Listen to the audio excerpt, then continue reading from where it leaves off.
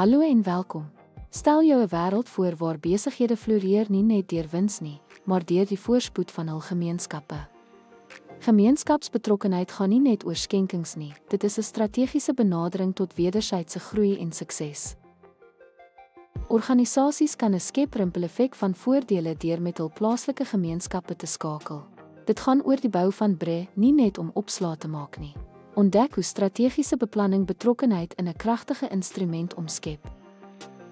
Beleining gemeenskapsbetrokkenheid by jou organisasie se doelwitte verseker 'n samehangende strategie.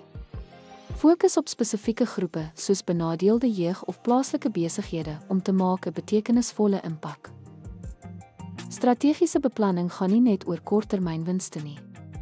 Dit gaan oor die skep van langtermynvoordele wat by beide die gemeenskap en jou organisasie aanklank vind. Kom ons ondersoek hoe hierdie benadering tot volhoubare sukses lei. Jou organisasie se sukses is verweef met die welstand van die gemeenskap. Belegging in gemeenskappe bevorder volhoubare sakeomgewings wat 'n wen-wen scenario vir almal betrokke skep. Werklike voorbeelde toon hoe organisasies blywende verhoudings gebou het deur opregte gemeenskapsbetrokkenheid. Hierdie stories beklemtoon die transformerende krag van strategiese betrokkenheid. Opsomming: strategiese gemeenskapsbetrokkenheid is noodsaaklik vir die bou van blywende verhoudings en die bevordering van volhoubaarheid.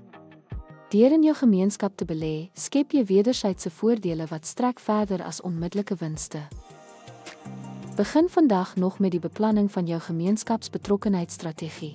Deur aksie te neem, sal jy nie net jou organisasie se sukses verbeter nie, maar ook bydra tot 'n florerende gemeenskap. Kom ons maak saam 'n verskil.